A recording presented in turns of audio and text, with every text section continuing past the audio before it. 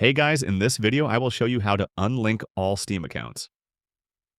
Alright, so let's begin with the video. First of all, open your preferred browser and log into your Steam account. Once there, simply to Support section and click on it, it will open up Steam Support section. Here you'll go to My Account section. Now look for data related to your Steam account and then select it. Next, scroll through options and you'll find the section called Recent Third-Party Site Logins.